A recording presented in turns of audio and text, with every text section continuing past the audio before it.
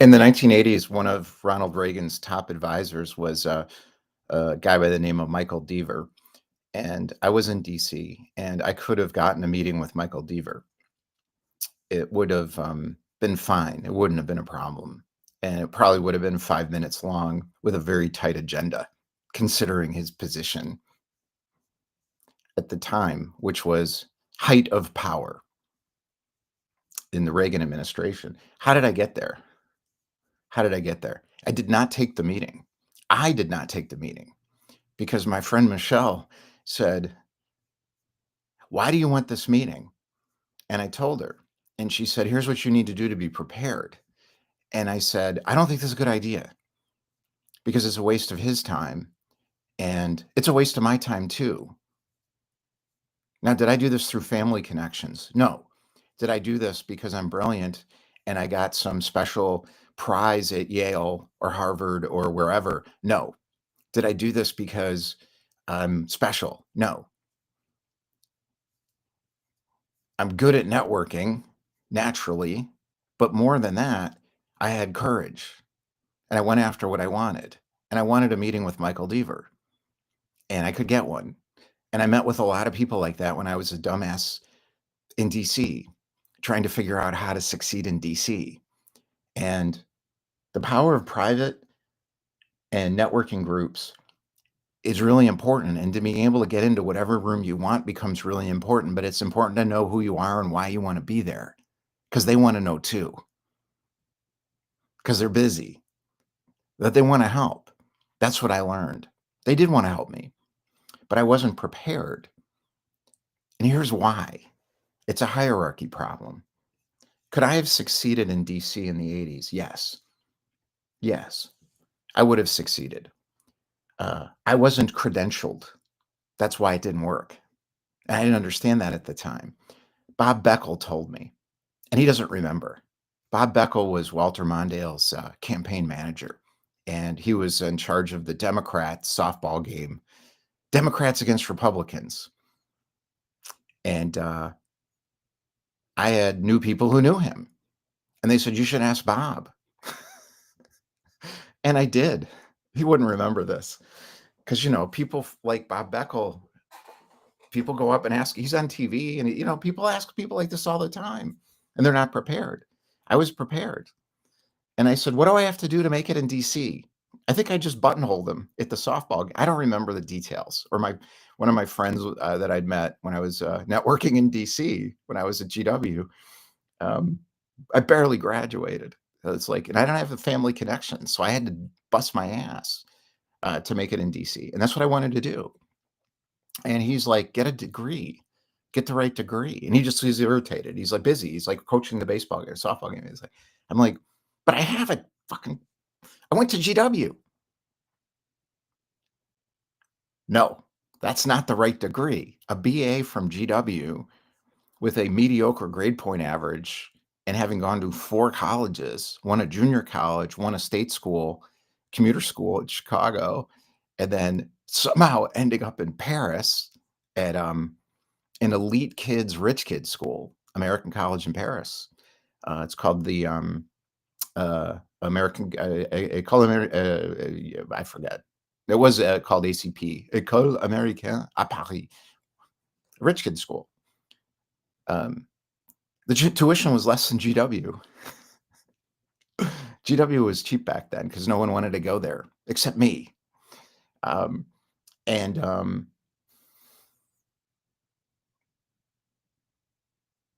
then I got to GW, and then I went back to GW, and I'm like, I want to make it in DC. It's awesome. A lot of people are going to New York because that's where all the money was to make it in the Ivan Boesky Wall Street. Ivan Boesky's Wall Street and Michael Milken's Wall Street. I wanted to do that too. And somebody was like, "You don't want to do that. That's not you. You're more DC." And I realized I'm not because the credential that was necessary, and I learned from Bob Beckel, but a lot of other people, was you got to go to the right school. And when I said, "I'm going back to Chicago to sell children's clothes for my dad over the summer, and then I'm going to go get a real business degree. I'll go to Kellogg, I'll go to what was called Graduate School of Business then." The answer was, "What are you, crazy? This one woman was like, "Are you crazy? Chicago? Why would you want to go back to You're in DC." Hierarchy. My networking led to private rooms. I've been behind the scenes at the heights of power in politics, business, and the global cool kids crowd my whole life. I've always been able to do it. As an outsider, I've never wanted to be one of the popular elite, ever. Having said that, I've hung out with them at the beach in Spain, gone to weddings they attend, and I feel comfortable everywhere. It's possible for you to do the same. Even when you have the wrong clothes, feel afraid, or are not qualified to crash what may feel like a private party. It's their private party, but it's really not. It's a matter of the people are the same everywhere, and it's a matter of finding the ones that aren't idiots or assholes or have hidden agendas that are going to hurt you. The good people are everywhere in every market, and it doesn't matter what the market is, they're there. And the question is, how do you find them? I've always found them. But I wasn't often prepared because I hadn't prepared.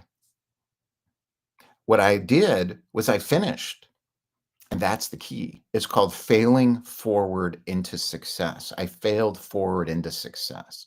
So I left DC after a couple years of trying, and the job was hotel industry for sure.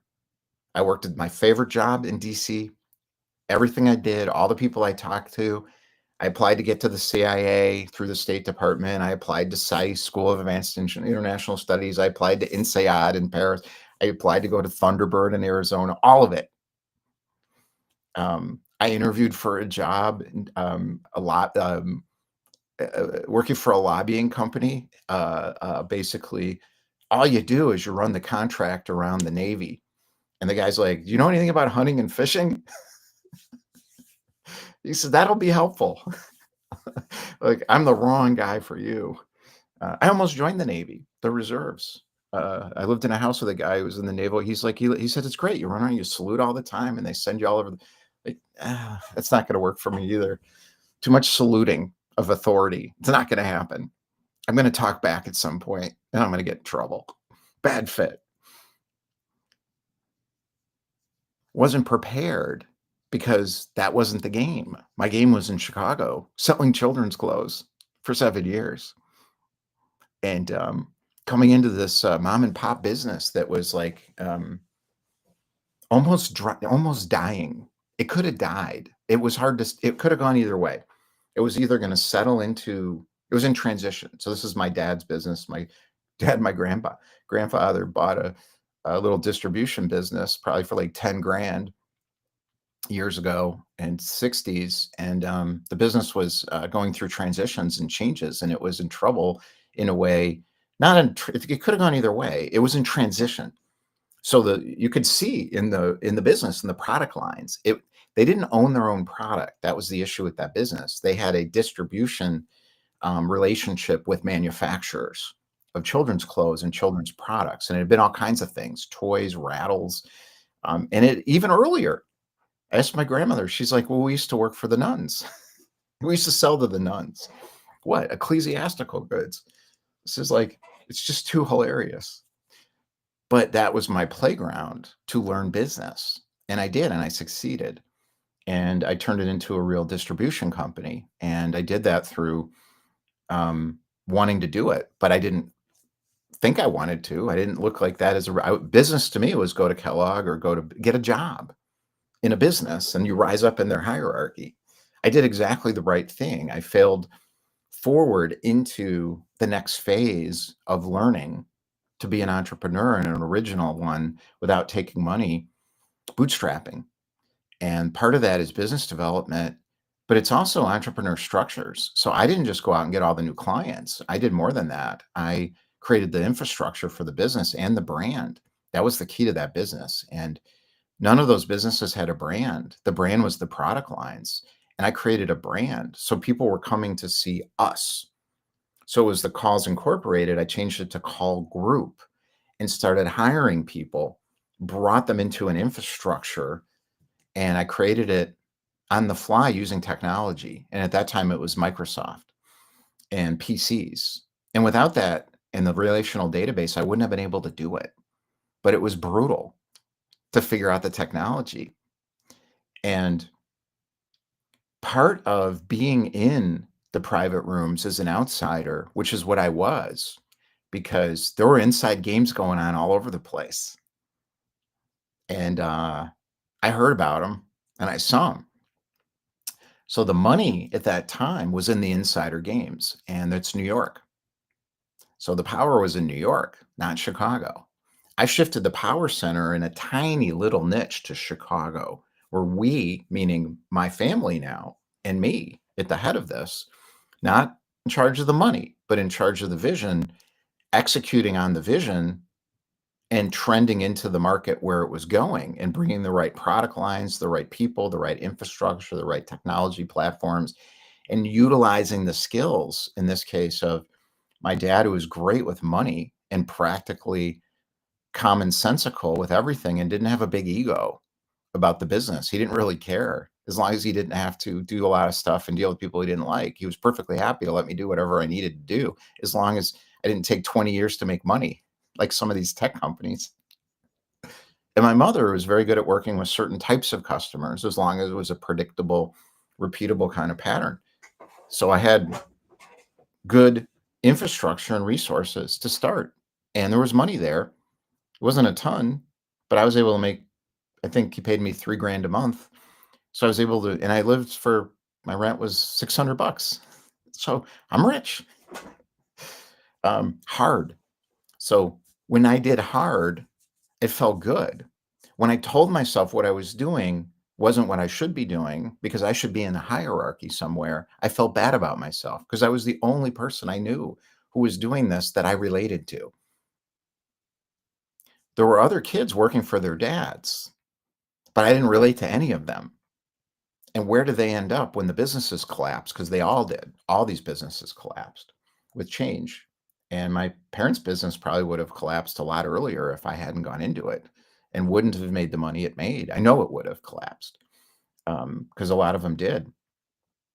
Or it would have just been extremely small and eventually not sustainable. And then you're on the road all the time. It's a terrible life, living in a business like that, when the industry around you and based in New York and other places globally with all this change, and you're at the bottom of that hierarchy. It's a miserable life.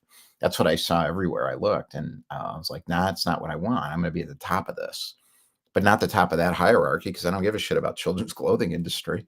What I cared about was my lifestyle when I was in my 20s. And I got the lifestyle I wanted because I went after the lifestyle, and I used the business to get the lifestyle. And then I told myself often, no, this isn't what I want. I want to go to Kellogg, which I ended up taking a couple of classes in at U of C, and took a couple of classes there. So if you're an outsider and you're in a market and you're trying to figure out how to do it, in some ways it works better. If you're an insider, you can get caught in the belief systems and confusion in the market, and that's a problem. Um, So I'm going to give you some simple approaches to meet anybody you want in months in your desired market, elevate your net worth and earning power without paying for networking support or being popular. It's easy, but you have to slow down to speed up. So Abraham Lincoln has some good quotes on this. It's like, if I'm going to figure out how to do something, I'm going to measure it for a while. He doesn't mean literally like being a carpenter. He means stop, think about it, and figure out, what do I want? And the same with Warren Buffett and Charlie. Same thing. Don't clutter up my calendar with so much stuff. People think they can do that because they're wealthy. That's not true. I do that. I do that. And my business hasn't even launched yet. We're finishing.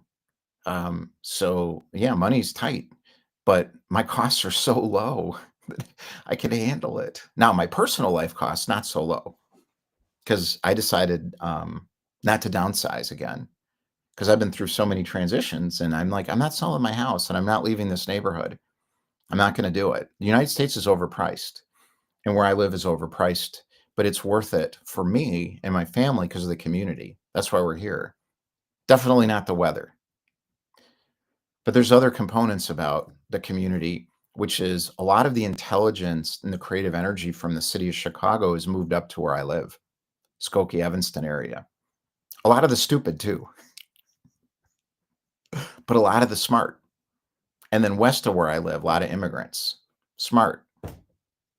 Niles Township. There's a lot of really interesting people, and I'm starting to pull some of this together with the local strategy now. I'm excited about it. You may find the same. There's more going on where you live than you realize. Act local, think global. So I'm doing both.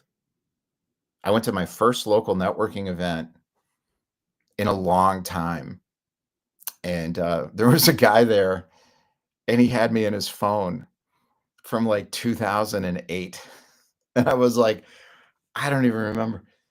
Like BNI, which what was I selling then? Was it software? Was it Networked Insights? Was it Optimind? Was it Marketing IQ? Was it Cognitor? Was it Baynote? Was I selling my lead gen company? Like, what version of me did you meet? And I looked at the phone and I was like, I don't even remember that event. It was a BNI chapter, I think. I don't even remember. It's been so long. And I went back and I saw Tony Palella, who I've known for years. Tony looks at me, he's like, Larry, we've known each other for 25 years. 25 years, Tony P. My wife helped him get a job at a company she worked at, tech company years ago. And they became pretty close with there's a circles. And this is what happens. So you're networking. So here's the approach. It's called be yourself, but clearly simple. So the more you market, the more you try to figure out what will work, how do I get them to think this way, the less you're going to succeed, because the people you want to know, the people who you want to know you know them already. They don't know you because they don't even remember you. The people, that's what happened. Bob Beckel doesn't know who I am. Michael Deaver doesn't know I almost had a meeting with him. Of course not. I was a nobody. Still am. Thank God. If I'm going to tell people about myself and what I do, it's got to be real. I have to let them into where I am. And I did. Always. Always. Now, you got to be careful who you allow in. A lot of those people who are in those places where the beginners are roaming around have something to sell you, and it's called the How to Improve Yourself program. How to improve my business, how to improve my mindset, how to improve my life, how to improve my LinkedIn presence, how to improve. That's why they're there. So if they're really successful and they're there and they're doing that, it's because they're trying to sell you a how to improve yourself program of some sort, probably. You have to notice who's who, who's who. Some people are there because they're doing something and they're there for a reason. John Morris, when I met John Morris in Chicago, these were podunk events, ITA, Illinois Technology Association, and it was a bunch of people selling financial services, me hustling around with whatever I was selling, and John, you know, I mean, he is not sitting in front of the world's CMOs at the ITA. He was practicing his stuff. And I went every time I saw him. I'm like, he knows what he's talking about. He's inventing digital marketing and advertising as that industry was emerging. His company was called Rise Interactive. It became Rise, and then he sold it for a shit ton of money to one of the global ad network company or global, not ad networks, ad holding companies, the roll up companies. They roll up agencies. A lot of money. So I got to sit in a room with John because I'm thinking early. That's notice who is there and why they're there. Some people are there because they're figuring something out, and there's another guy, Barry Moltz. Barry Moltz, Bounce. He spoke about entrepreneurship. He's like, here's what happened to me at IBM. I succeeded and they fired me. No, I succeeded and they cut my commission and I quit. What is my advice to you if you want to be an entrepreneur? Don't. Bam. Knows what he's talking about. Very good, smart presentation. Who was in the room? Mortgage brokers, people selling franchises, the free networking crowd. And then a lot of other people, beginners coming in and saying, I think I might want to do something like this. They're there because they want to listen to him. You want to get with those people. Or people who are doing something interesting and it won't be expensive. They're like, you want to come? I'm piloting this thing or I'm working on this. We're early. You can come in. That you want too. I asked Barry immediately. I'm like, you go to lunch with me? Yeah. And those lunches with a guy like Barry, it's like, what do you want? What do you want? What do you want? What do you want? I paid him $250 like way later. And I was working for a partnership in the tech industry, getting into software, and I couldn't do anything he recommended, nothing, because I didn't control the company and the relationship and the partnership. So I realized in that $250, I'm like, I'm talking to this really astute, successful, intelligent man who's giving me advice, and I'm paying him $250 for an hour. I can't execute on any of it.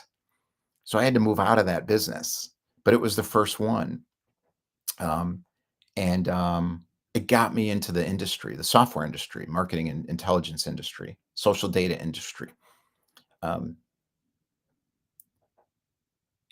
you can do this. It's not that hard.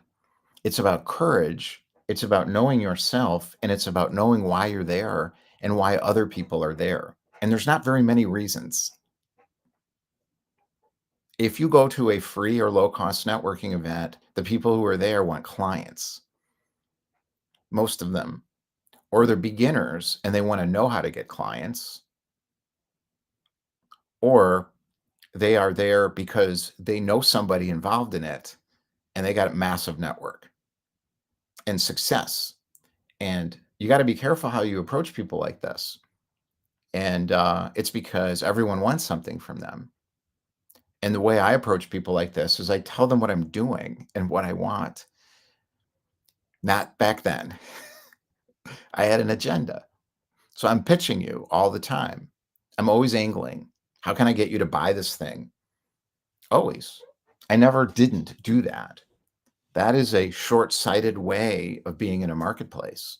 I've done it my whole life. Did it work? Yeah, it worked. To get money to build a business, I had a lead gen, still have it, just not involved in it. Lead gen sales outsourcing company. So I've been doing it forever, but did it work? Define work. Define worked. You have to define worked. That's the whole point. Worked for me at the time. And then it gave me an opportunity to fail forward into the next phase and the next phase and the next phase and the next phase. Now I have what I want, but it's a lot of failing forward. And if it wasn't for the rooms, it wouldn't have happened. I had to go to the rooms.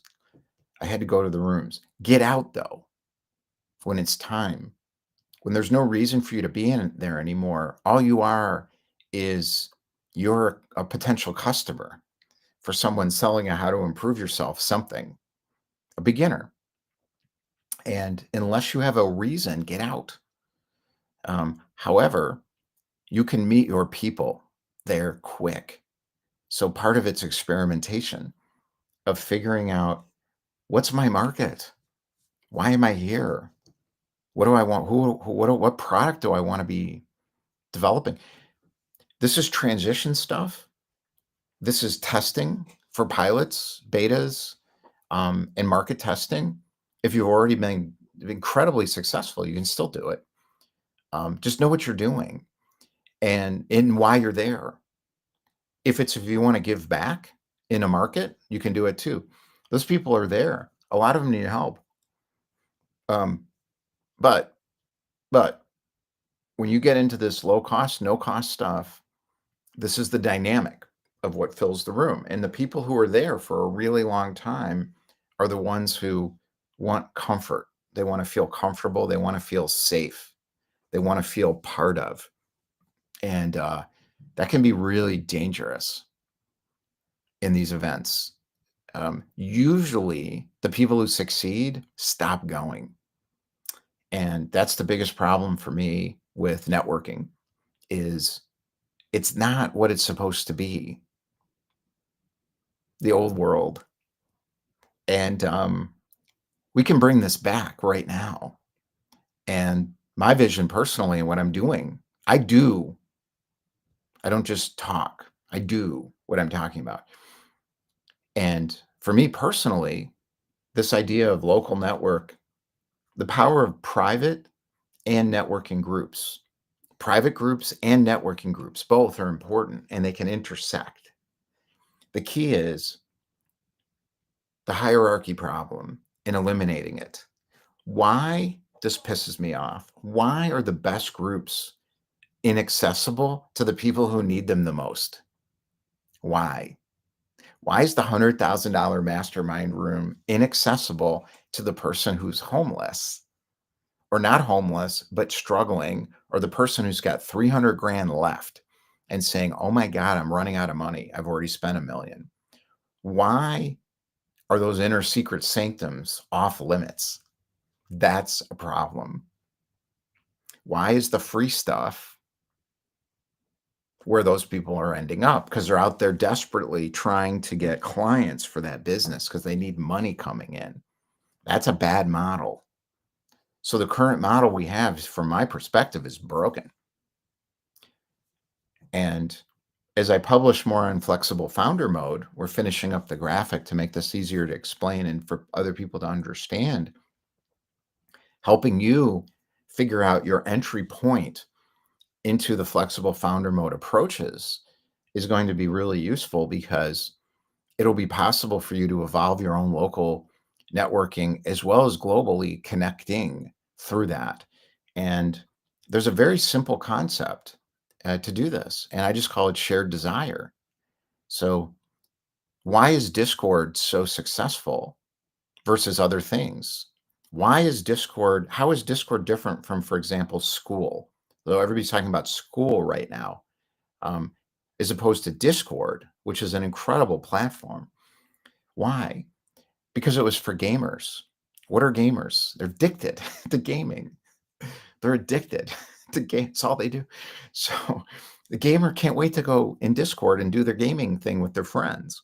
It's perfect for that company to build community product that's high quality and make money doing that long term, that's going to last for a long time. That's why I'm partnering with Discord, and we dumped school back in 2023. Um, Discord's incredible. We were having problems with the time zone, but it was our user error. So the technology people are in there fixing it all the time. There's a whole user community supporting it. It's incredible. I pay zero for it. And I'll pay upsells if needed, if we need it for the capacity. And even better, Jesse Storch, who's one of our founding members, he's IT, and he's the best. He knows IT. Any IT issue I've got, I go to Jesse immediately. What do you think about? He's like, oh, that's stupid. Or go this way, or do this, think this way. Thank God the IT stuff's too complicated. And I want to pay somebody to figure this all out. It's a part of what we're doing. It's a part. You can have this too. You can have access to somebody like Jesse, not just Jesse. We got a lot of people, 36 people, 12 in the 90-day quick start group, 12 ambassadors coming, 12 quick start. That's done. Now we just have to get our campus redesigned on Welo. Another great technology company. Why? Why is Welo so good versus Facebook for the metaverse?